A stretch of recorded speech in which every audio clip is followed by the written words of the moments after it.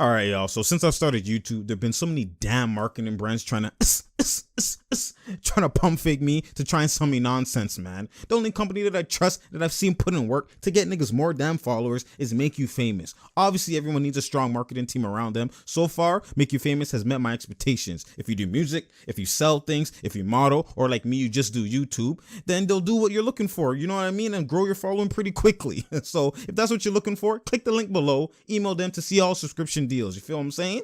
And no, I'm not being paid to say this shit, man. It's your boy Banks. Come on now. All I do is true talks. You feel me? What up, YouTube? It's your boy Banks. And we back in the building, you feel me? It's true talks. Cause true talks. All right, let's get straight right into it. So right now I'm doing a prediction on the NBA Finals prediction, the last prediction of the 2019 season. You already know it was a great roll, great time.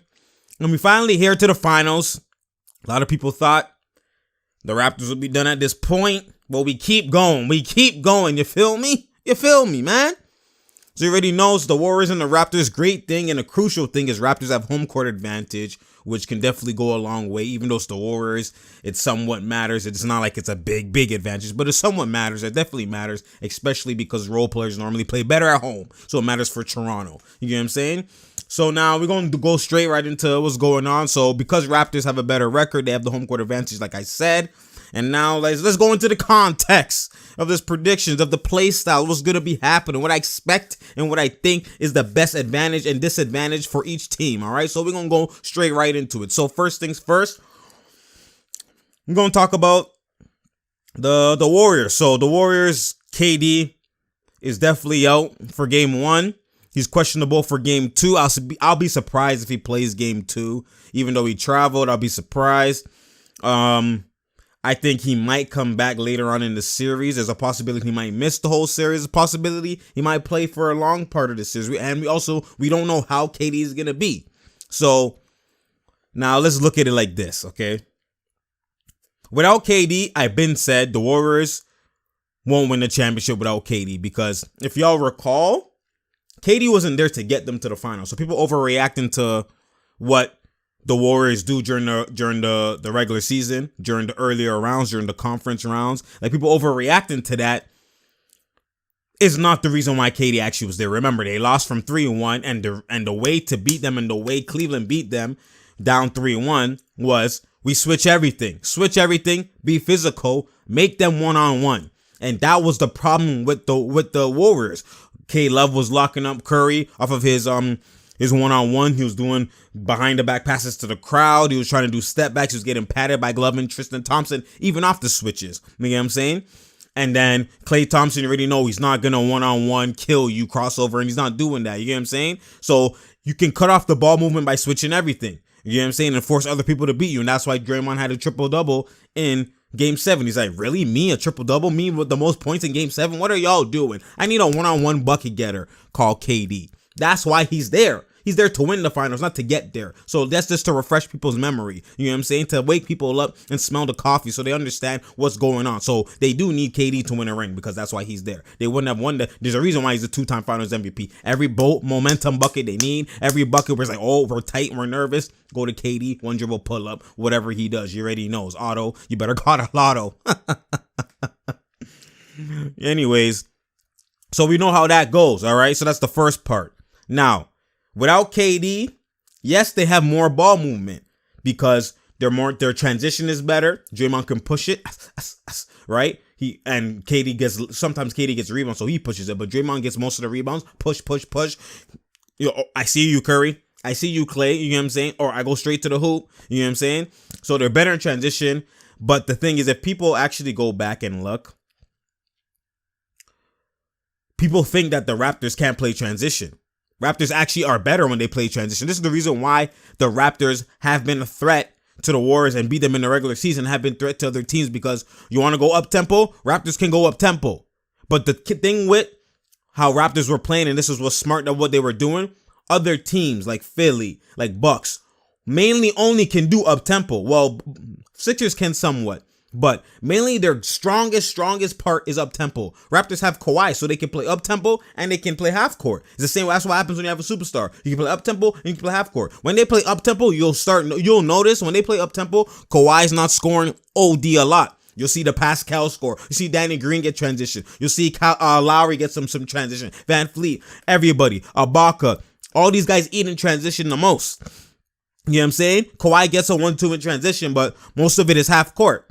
So those guys going to work more helps Kawhi and helps the team. They're actually a better team in transition. This is why they scored a lot versus the Warriors in the earlier games, the 2 games that they played in the regular season. It was an up-tempo game. It was bucket, push, inbound quick. Lowry gives it to him. Inbound quick. Raptors are actually, they want to go up and down. That's people sleep. They think most other teams don't want to go up and down with the Warriors, so they try and slow them down. And if you're good, the thing when you slow down the Warriors, they can lock in on you. But when you push up tempo, they struggle with the up tempo defense. If you could go back and check, you know what I mean? Go back and look at the clips, go back and look at the full game highlights. Look, Pascal in transition, all these guys in transition, the transition is where the killing happens. You get what I'm saying? So now, transition doesn't mean it's necessarily a big advantage for the Warriors. It doesn't mean that. Now, Steph and Clay, you already know they're going to relocate, especially Steph. He's going to pass, relocate, keep going and going. But if you switch everything, Raptors have good length. Raptors just have to be smart with switching. The problem with the relocating and all those things, a lot of times miscommunication happens. 2 guys go to one guy, 2 guys go to Curry, Draymond slips. 2 guys go to Clay, that shit.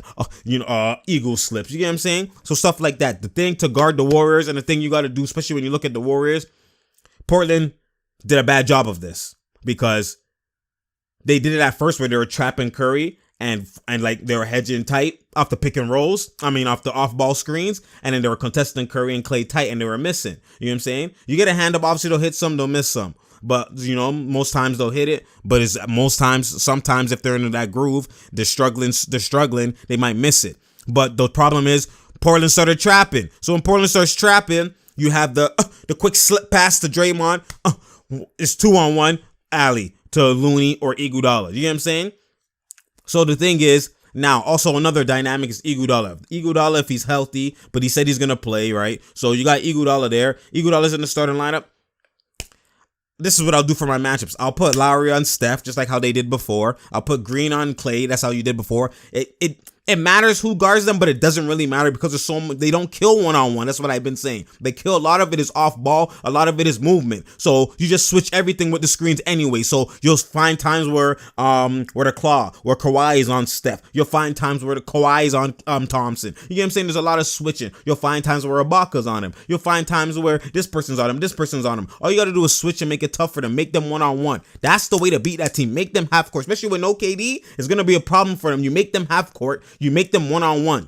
That's what you make them do. Stop that movement. That's the easiest way to stop moving. Just switch everything. Don't overwaste energy. Don't try and trap. Don't try and fight through. Switch everything and make them have the one-on-one. Even with mismatches, make them one-on-one. I'm telling you, you can live and die by it. I'm telling you. It's been seen. That's the blueprint to beat this team. Same thing what Houston was doing. Same thing what all these other teams were doing. Clippers. You mono, lock up. Switch everything. Even if you have a mismatch, a big on him, you just contest the 3. That's all you got to do.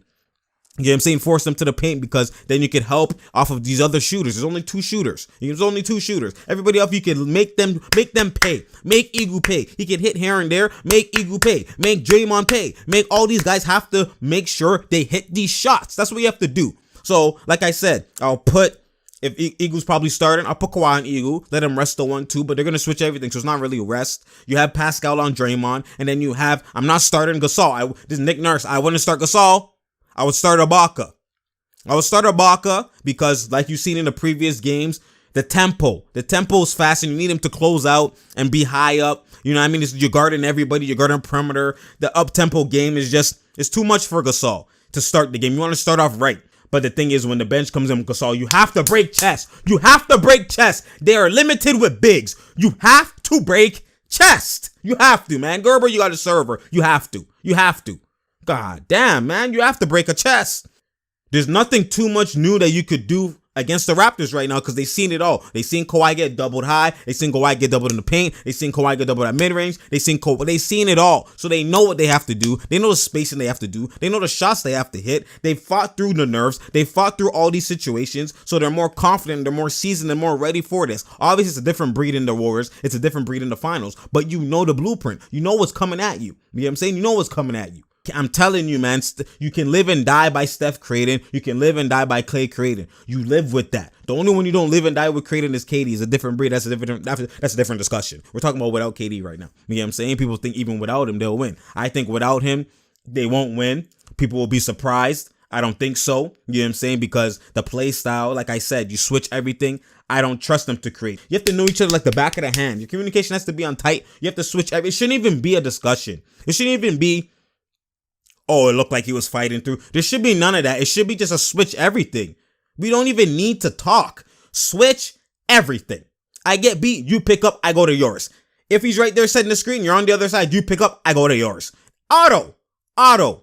No communication. It shouldn't need to be. You know what I'm saying? But Warriors have elite defense. That's the one thing that people underestimate. The Warriors defense is elite. Draymond's defense is like no other. His defense is actually elite. Like, he rises his level of play in the playoffs. People need to understand something. Draymond is lock the hell up.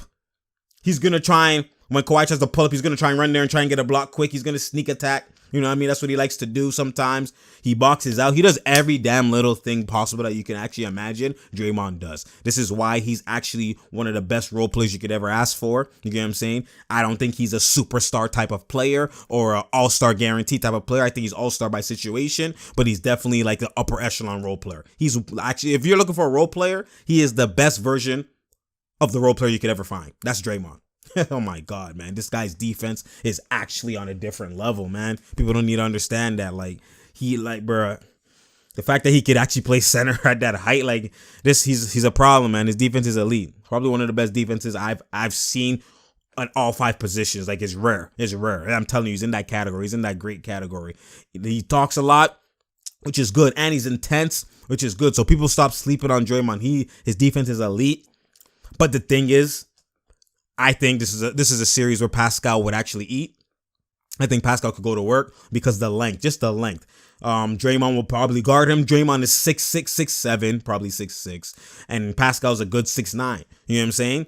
And if everybody knows, Draymond has the foot speed, and he has the IQ, and he plays the angles. He knows how to cut off. But at the end of the day, those spins, those floaters, the length of Pascal, I think is going to give troubles for Draymond, even though Draymond is an elite defender. You can't do the most basic, predictable stuff, but the length and the body type that Pascal has, I think Pascal can go back to eating this series. Ibaka is going to be a key to this series with transition, getting rebounds, because a lot of the times, you know what I mean, like, it's Looney. He's like the one big, like technically big, right? And sometimes he's not there. Sometimes they play Bell with Draymond. You know what I'm saying? They're going to be small a lot of times. So Ibaka can eat.